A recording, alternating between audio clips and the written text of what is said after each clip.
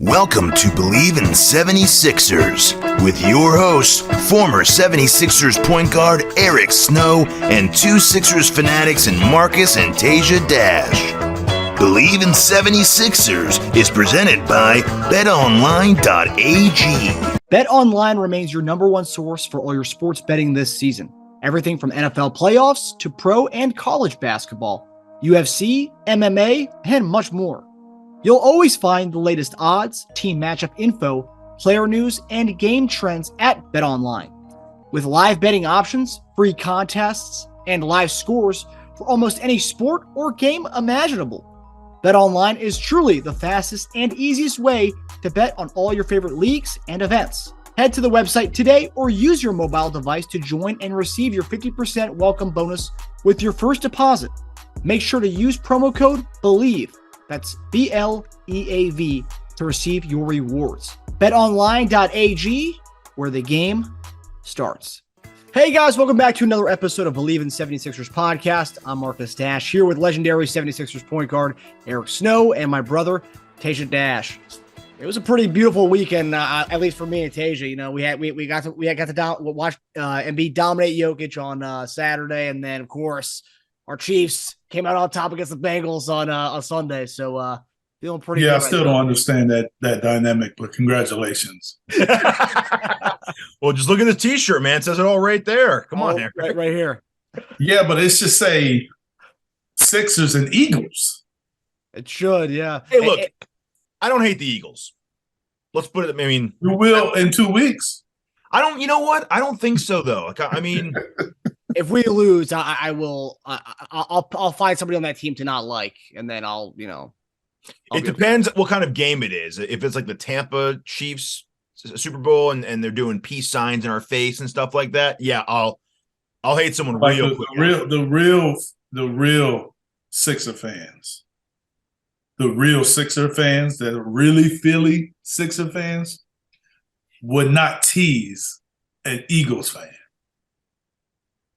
They understand. Mm-hmm. That's fair. Yeah, Like I like it. There's a lot of people that cheer for us that were Cowboy fans. I just didn't understand that. Mm-hmm. yeah. I mean, that lived in Philly. Like I just didn't understand how you could be like that. if it was Eagles versus Bengals, I'd be rooting for the Eagles. No doubt. Yeah, I mean, no question. No doubt. You know, I don't have a problem with the Eagles, really. I really don't. You like I said, you will in 2 weeks, but Well, you know, it's I mean, if we lose, it's gonna suck. It depends how, right? It depends how. Mm-hmm. No, not really. The losing's losing. Really, how it doesn't matter. No, but like if it's a long drawn out loss and it's just like a half of them, pretty much like the Niner one. If it's like a half of them just like talking down to the other team, like I won't. That's different than like a back and forth game where they're never up by enough to talk shit, and then all of a sudden they win in the last second game. It's not rubbing it in our face the entire time like it was in the Niners. The Niners won, man. For a Niner fan, that was a brutal game to watch, dude. That was, I'm sure, really frustrating for them. Yeah, I mean, depending on how we lose, yeah, I'll agree with you on that. But I mean, if we lose, I won't dislike the Philadelphia Eagles. I just be upset. Just do what everyone else does, Marcus. Blame the refs and want rule changes after you lose a game. Because that's what everyone's doing to us after the Cincinnati game. Yeah, it's true. All right, so I mean, they have a right to be disappointed with the referees in your game. So do we, though. Whoever lost that game. No, I'm just saying, like they have a right, but I don't think that's why they lost. Mm-hmm. I mean, the referees they can do that, of course. The referees didn't give up that sack on third down. Mm-hmm. it's true. The referees didn't allow that 30-yard punt return at the end either. Yeah, they didn't allow that either. I mean, that's what really did them in. Actually, Cincinnati fans say there was a block in the back in that one, and that punt return. Yeah, I know it happened. It wasn't called though. You know, so No, it wasn't called. It was probably a hold on any kind of play on offense. But yeah, I'm just saying, like, yeah, it was. It was a questionable call. I mean, that You watch Chris Jones play, Eric. That guy gets held every time. There's a holding on every play. They can You call literally it. can't block him without holding. So you could choose when to call it and when not to. But he gets held 80% of his pass rushes. Yeah, I mean, and Burrow threw 2 interceptions too. That wasn't the referees. Yeah. We also had a touchdown call back because of a penalty. So Did you score that time? Field goal. Yeah, so that's 4 extra points. Huh? Mm-hmm. Yeah. They didn't lose any points from us. That Everyone would brings up have been the one. That would have helped you win. Everyone brings up the 1 yard line hit on mixing out of bounds. Like you score on the next play, dude. Like you didn't lose anything on that drive. It was on the 1 yard line. Whatever. Yeah. I will say the loss to the Magic last night did kind of hurt. It was a beautiful weekend. That kind of it took away a little bit of the luster, a little bit of the luster from the nice the Sixers win on Saturday and the Chiefs win on Sunday. But we're gonna get into the game on Saturday before we kind of talk about what happened last night. So we touched on this the other day, but since we witnessed the domination by Joel Embiid in a very quiet fourth quarter from Jokic, I'd like to talk more about the Jokic Embiid feud. What did you guys see during that game? And did that head-to-head put Embiid as the front runner of the MVP race? Well, I mean, I think it was national TV, obviously, so that really helped. It showed me that what I already thought, that Joel was a more dominant player, and Joker is a more well-versed. I mean, he really is. He's more well-versed basketball player. I wouldn't necessarily say he's a better or more skilled. He's just more versed as far as the way they use him and what they ask him to do. That's a good way of putting it. Huh? That's a good way of putting it. Well-versed. Yeah, so I wouldn't necessarily – in my seeing Joel so much, I believe that he can do some of the things that the Joker does. It's not needed for him to be him. Just like I don't think Joker can come out and do what Joel does. So they're just, in ways they're different, but still very effective on their team. So it was good to see. It was good to see. And I think the last time we were on, I had said that not only did we need to win, but he needed to have a dominant and better performance. And he did that. Mm-hmm. Excuse me, even more dominant than I expected. So that was good to see. It was even better to see us get the win with the lights on, meaning it was a big deal because people that don't usually watch the Sixers were watching. People don't usually watch Denver were watching. Basketball fans were watching that game. So it was like the MVP talk was there. You're on. Like it was that one moment. That's why I was saying this game did really matter how he performed and us winning. Like it really did matter. As far as the MVP, him jumping to the lead, I wouldn't necessarily say that. I think that he would probably get more consideration. Yes, I definitely agree with that. But this same weekend, you got a guy like Giannis that had 41 and 50. Around the days that, he had that, then Luka gets 50 last night. So I don't think that he necessarily jumped him. I think he might have, I'll say it differently. I think he might have pulled Joker back. Okay. Because I still think it's so many more games to be played that I still think it's going to be close 1 through 4, maybe closer than we've ever had.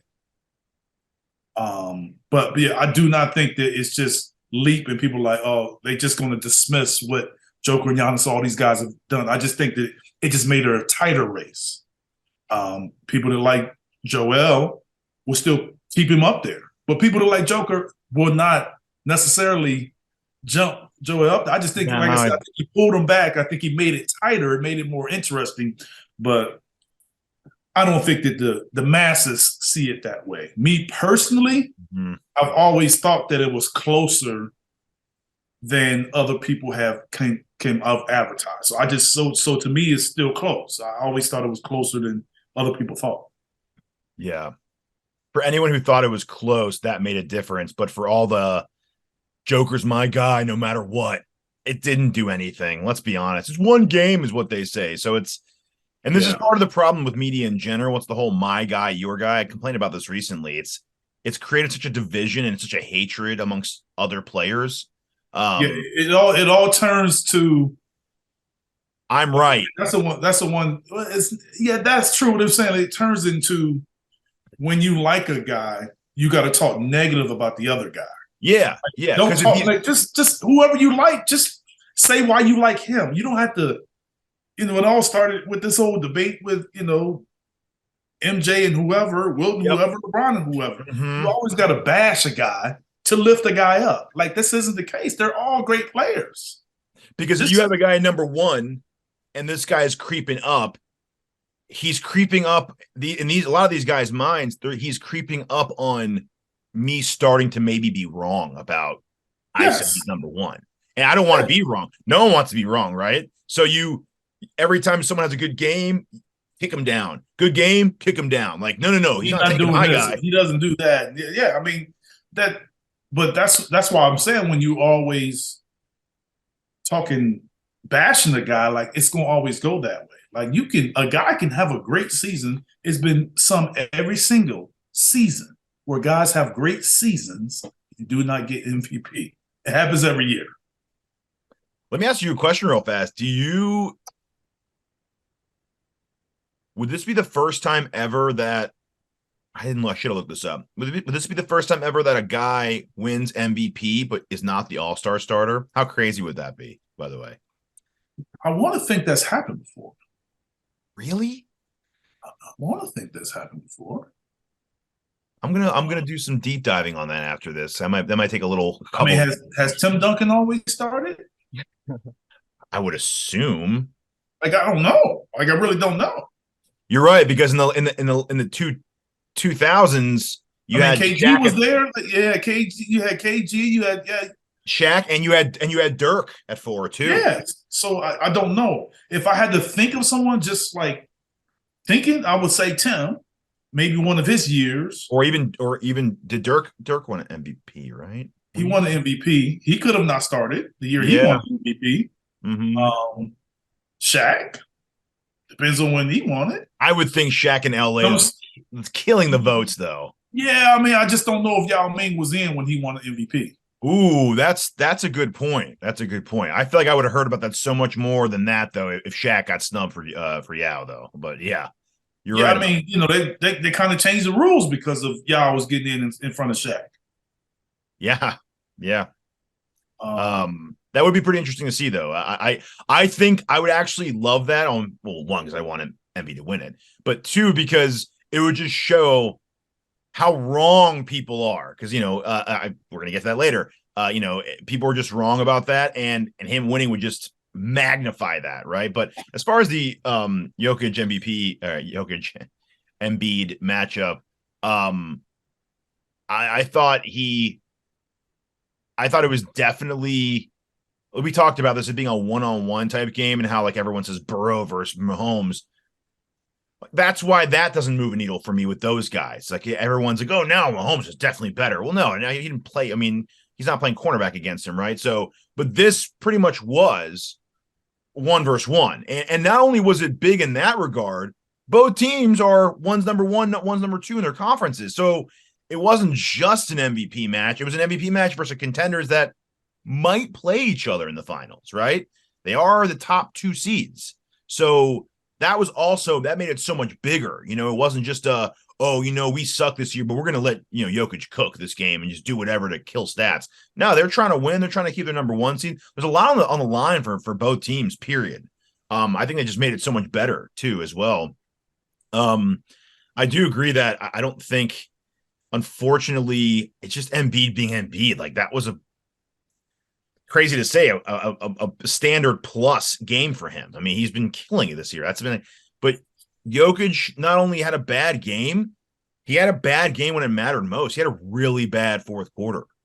I think what did he have? He had 2 shots, 2 points, 3 turnovers in the fourth quarter, and that was with 6'5" Tucker on him. Which, by the way, I don't know if you what you got to say about this, Eric, but I loved that switch they made.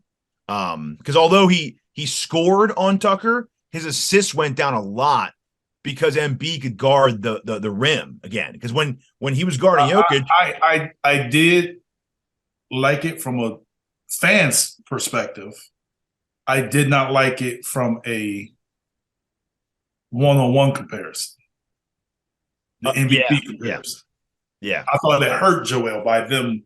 I thought it helped the Sixers, but hurt Joel by them making it. When I first saw him do it, I thought the same thing. But then when I realized, They're not scoring at will on these back cuts anymore. That's when maybe but I also think the back cuts are like, why are guys getting backdoored? Like, I just don't understand that. Good question. I don't know. They don't have anything to do with who's guarding the Joker. Like, that's just bad defense. It was bad defense, but maybe with Embiid down there, manning the bottom, people are still scared. They're not going to do it as much. It won't be as effective, maybe. I don't know. No, it was because Joel wasn't pressuring the ball. That's the difference. When Tucker was on him, Tucker is able to play closer, pressure his passes, make his direct passes a little tougher. Now, that's what he was able to do. Joel was just on him. Like, he was on him, preventing him from going to the basket, but he wasn't pressuring his passes. True. Which allows him to pick you apart. Yeah. And Joel's better. That doesn't mean we need to give up a back door, though. Yeah. Well, Joel is also better by the rim, so that worked too. It's like, double whammy. Tucker's pressuring him, and we still have our guy manning the and he was able to rest. That too. Yeah. But I still think that, like I said, I still think that it was I still think it helped the Sixers, but to me, I looked at it was like, man, I kind of wish he still defended him. Yeah, part of me still did too, but Jokic just doesn't guard Embiid all game. So, if we're going to take all points for not guarding your counterpart, then, we got to take points off for Jokic never guarding Embiid, or not never guarding him, but just doesn't guard him all the time. Definitely. So. Yeah. And also I did a little research on it. The only thing I could find was Karl Malone in 1999, but that's because there was no All-Star game. So who was? The Karl Malone, if you want to count that, because there was no All-Star game that year in 1999. That was the only thing I could find on a person who won MVP and did not start in the All-Star game. So by default, that's by default, that might be the only one. It was different. The voting was different too. Like, it was, I'm just trying to think, like, since I've been around the NBA, until recently, like my time, it wasn't really a lot of MVPs. It was like a lot of repeats, like the same guys. Yeah, that's true. Who would be the Jokic would get if he gets it this year 3 times? Who's the only other player? How many people have gotten it 3 times before? I don't know. I think Bill. I was watching. LeBron do it? Yeah, did LeBron do it? I mean, he should have been the last person to do it. You look that up, Teja? Moses Malone, Larry Bird, Magic Johnson each won it 3 times, while 3 consecutive times though. It just says each won the award 3 times. I don't think Magic won. I would think Bird won it 3 consecutive times before Magic. Let me see here. Bird won. Yeah, Bird won it 3 times in a row. Yeah, that's what I thought. Magic did not win it 3 times in a row because Jordan won his first in the middle of that. Yes, that's what I didn't think Magic did. I knew Bird did. A lot of guys won it twice, though. He won it the 3 times when they won those 2 championships. Yeah, he won 83, 84, 84, 85, 85, 86. And they won. I think they won 2 championships or 3 finals or something like that during that span. Did they win that year, 84, 85? They're putting Jokic in some elite company with this 3rd one. No, Larry Bird won 1 year that Magic won it, 84, 85. The Lakers won. So he won it when he didn't win MVP. He won his 3rd championship. He won 2 MVPs and 2 championships same year, and then 1 year he won the MVP, didn't win the championship. No, I was just saying, like, I think he won 2 of his championships, 2 of his 3 when he won those MVPs. Yes, that's what I'm saying. Yeah, and then he won 1 more when he didn't win the championship. When he did, yes, correct. I mean, when he didn't get MVP, rather. Got it. Yeah, well, he probably did both. He won an MVP when he didn't win the championship, and I think he won a championship when he didn't win MVP. So I think he did both there. Yeah. Yeah, but I knew he won 3 straight because I actually didn't know that while I was playing. I kind of stumbled on that looking up some Magic Johnson stats that I actually seen that about Larry Bird. Yeah, but a lot of guys have won twice. And then I think LeBron's won it 4 times. Jordan's won it 5.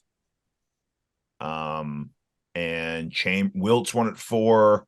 Kareem's won it 5 or 6. Kareem's done it 6 times.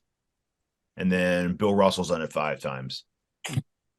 Man, you got like 5 guys that have like 25 MVP, 30 MVP. A lot of people have said that some of Bill's were Wilts if Wilts would have won the championship.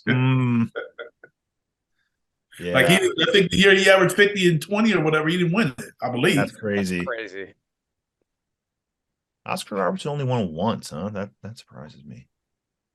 But it was some different voting back then, guys. Yeah, that's true. But, I mean, he was also crammed in between. Yeah, we don't have to go there, but we know it was some different voting back then. Man. Yeah, he was also crammed in between Bill Russell and Wilt Chamberlain's 3 and 3. So like that's not. I know, but he also averaged a triple double. Yeah. Okay, so moving on to our next game. So obviously that was a huge win Saturday for multiple reasons. And then you come to last night and it was a big letdown. So Sixers 20-5 in their last 25 games. But the crazy thing is 5 of those losses have come against the Wizards, Pelicans, Bulls, Thunder, and Magic. 4 out of those 5 teams are under 500. So my question to you guys is, what do you make of the Sixers losing very winnable games but beating the really good teams? I think it's a bonus to win the big games, but I think it is a negative when you almost come off like a front runner. You almost come off like one, where you get up for the big games and then the games you're supposed to win, you don't. You kind of play to the level of your competition, which I think it happens. I think if you look at I do remember the 72 win Bulls team. I remember that was my rookie year in Toronto's first year and Vancouver's first year. The Bulls, 3 of their 10 losses were to those 2 teams. Toronto beat them twice. Damn. Expansion team. And I believe Vancouver beat them when they played on the road. So I get it. You know what I'm saying? Because the one thing I think the Sixers got to understand right now is every game that they play, it may not be a big game to them, but it's possibly a bigger game to their opponent. So I know it happens. To me, the Oklahoma City game was disappointing because we were playing so well, but when you look at what they've done since then, they've been playing well. You got to give them credit. Yeah. So if there was any real, in my opinion, really big disappointment about the Orlando game is the fact that we were up big and we gave up the lead.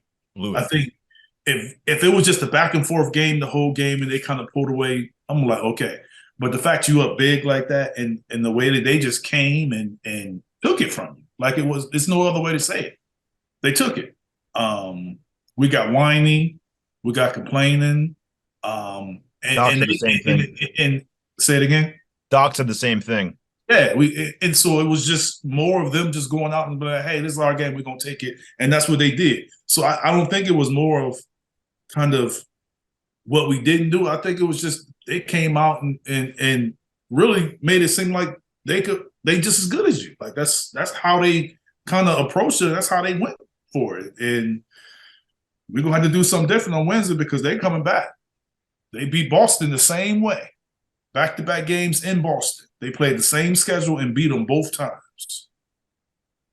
And now you're fighting for this position. And we always talk about home court. Like, these games matter. Now, like, it's happened. People have called attention to it. These little games right now don't matter because the schedule doesn't get easier. The playoffs with this new playing game, with these new playing games, what that has done is it has essentially started the playoffs a lot sooner. Mm-hmm. Because now you got those extra teams to be like, hey, we got a shot. So the more teams, especially we go out west, you start playing. The West is I mean, the East could be, 11-team race, but the West is almost like a 14-team race for the playoffs right now. So you playing any of those teams over there where you would think come March, maybe you're like, they playing their younger guys. No, it's going to be like, we need a win. So the more you go and you put in a situation like that and you start dropping your losses, and we're only a couple of games ahead of the 6th seed, before you know it, you can lose home court. And that's how it affects you.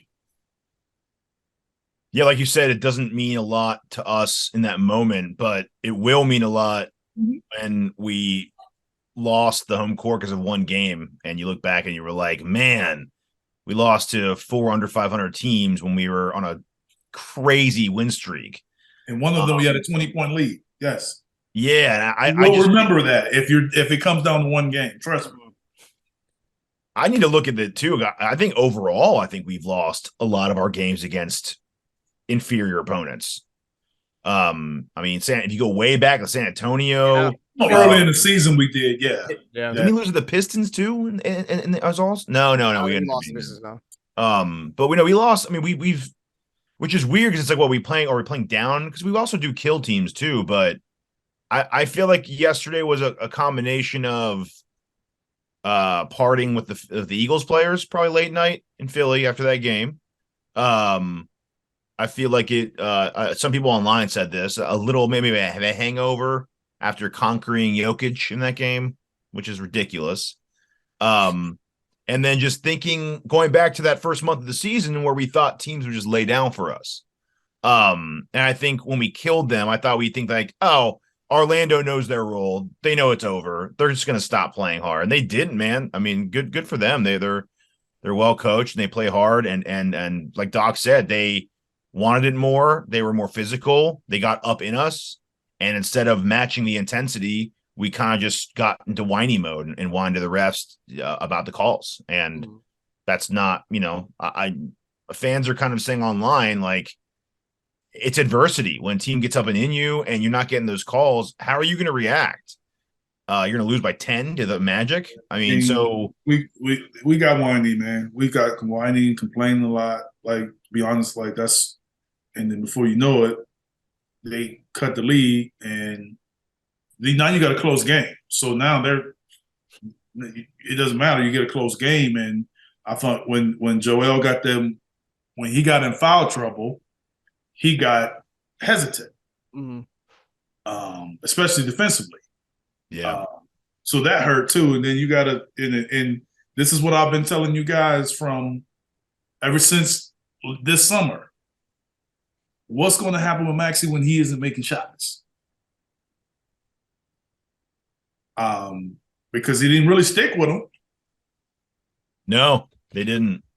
And that's an interesting thing, because even when he's not making shots, he's still capable of affecting the game at the end of the game. Yeah. With a quick bucket, or you know what I'm saying? Like, so I know it was just one game, but I'm just saying, like, that's instance. It was a short leash for sure. Instance like this tell me more that he's a reserve than a starter, because we wouldn't take James out. Yeah. We wouldn't take any of those guys out. We wouldn't take Tobias out. No. Because if we would have taken him out in that first half of the Nuggets game. But see, with Tobias, it's, to be fair, I take that back. It's not because he's not playing well. It's usually because Tobias just isn't shooting. So that's different than Maxey. When Maxey's struggling, his shot's not going in. It's not that he's not being aggressive for the most part. It's that his shot's not going in when Maxey struggles. So, but yeah, you're right. It was interesting down the stretch. He wasn't on the floor at all. Because our defense wasn't stopping them, and if our defense is not playing well, then putting Maxey on the floor is not the answer. Yeah. Erica, I noticed the last 2 games, our free throws have been pretty inconsistent. And I want to know, do you think that the whole shot clock thing has something to do with this? The recent kind of feel, because the shot clock not working, and we got the thing off the side now. It kind of throws everything off. You think that may play a part in the last 2 games of not shooting well from the free throw line, or is that just not shot clock is still up there? It just doesn't work. I mean, that has no impact on your perception of the shot. So I mean, during the game, you have to kind of look different, look a different area to kind of locate it. You had a bar, you out there on the court.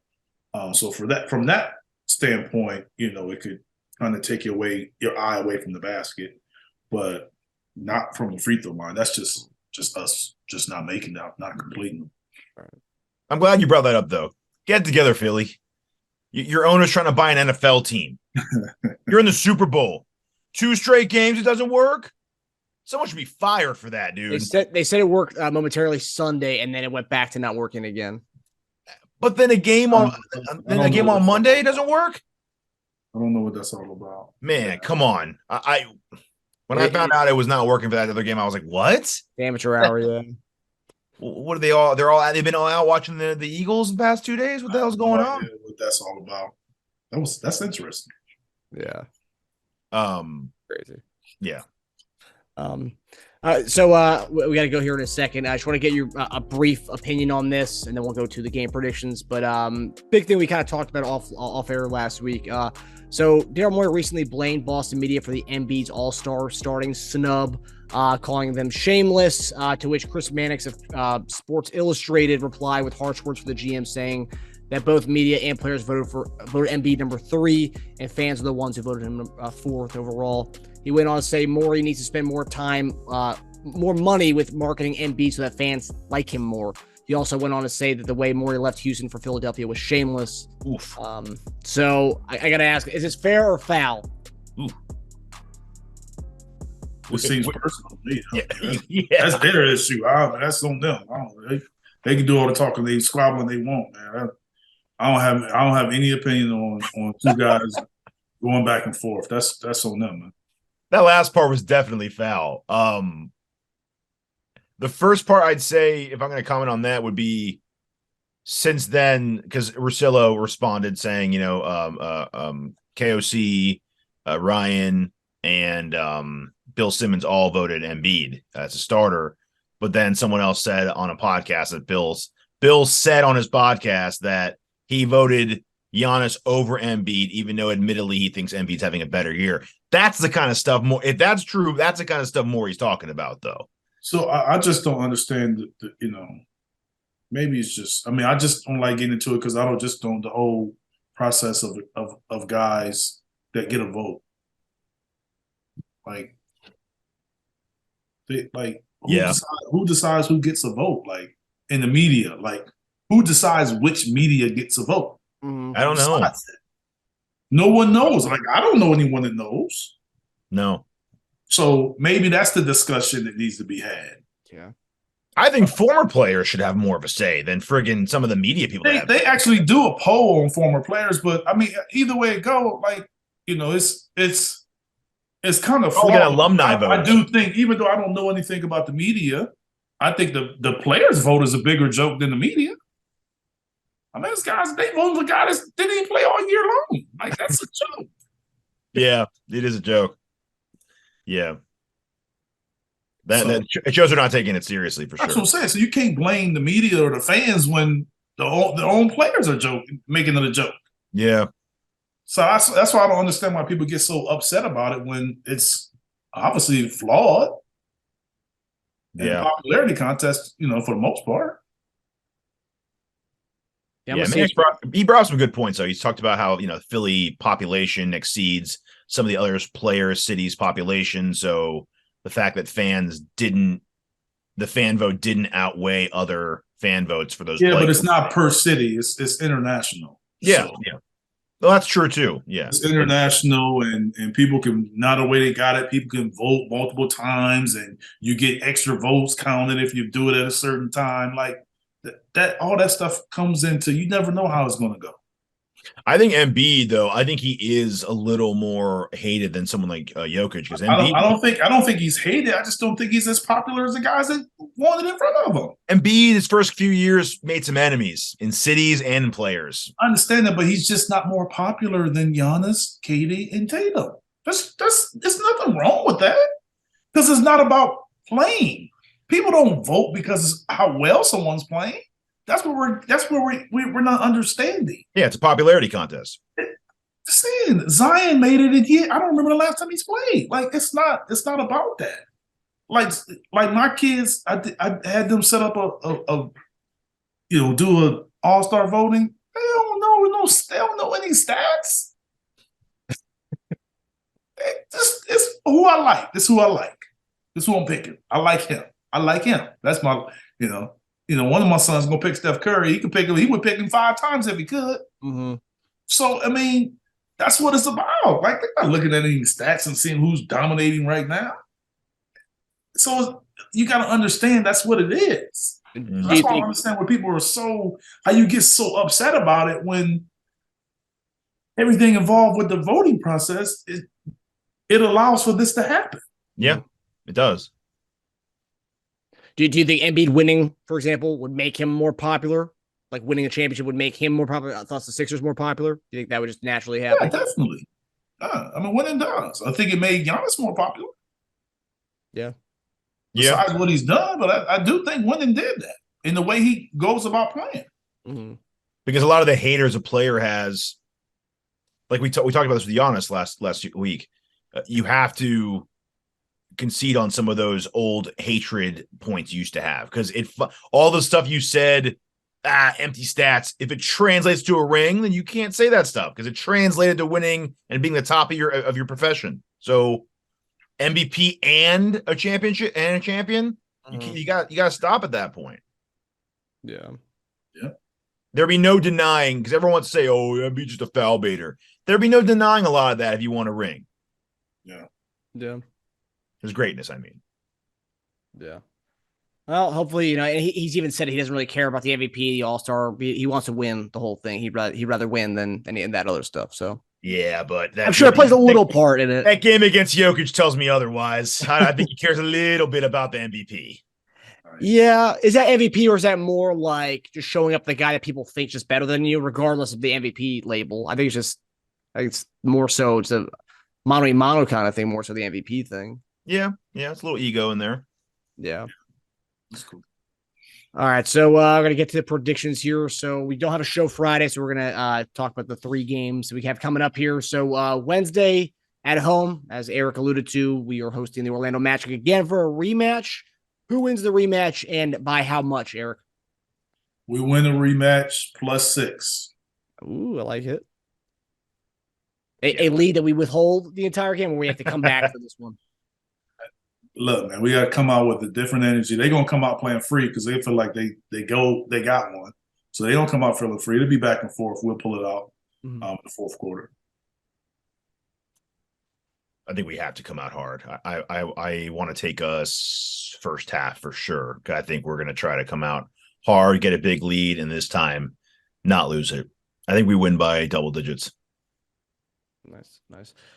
Then next game, Friday night, we take on the San Antonio Spurs at San Antonio. I don't know what the spread is going to be in that one, but this is one of the early games of the season we had where we lost. I think this is the game where PJ Tucker actually exploded in the locker room on everybody saying that no one's going to give us a win. So who do you guys have in this one Friday night? We'll beat the Spurs. I mean, they played us well early, but I think since then they've kind of conceded to the rebuilding process. They were supposed to be. Yeah, we should go in there and get that game. Yeah, I think so too. I think it's 2 games back to back that we're facing teams that beat us the last time we played them, right? So I think we'll try to get some revenge on both of them and start that win streak again. All right, then final game before our next show next week on Tuesday, Sunday at New York, the Christmas Day rematch on ESPN. Who do you guys have in this showdown at MSG? It's interesting. We talked about us being ready in the big games, national TV games. I do think we'll play well. I think the Knicks get us this time. I think I picked the Knicks the last time too, but yeah, I think they pull it out. I think the Knicks pull it out, but it's just Joel Streaker at Madison Square Garden comes to an end. Oh, see, he knows that one. He definitely wants to keep that going. So he remembers these things, Joel. He wants to keep that going for sure. I think that's going to be a really, really tight game. I don't know what the spread is yet, but I think it's going to be within probably a last possession type game. I think it comes down to like a final shot. I say we win it. Okay. I say we win by 2. Got it. If I remember correctly, weren't we a 3-point underdog in the Christmas Day game? And they I gave thought yeah, 3 points, I think. They also don't have Mitchell Robinson. I think he's still going to be out. So that'll hurt a little bit, and especially in size. Yeah. Thanks for telling me after we say it.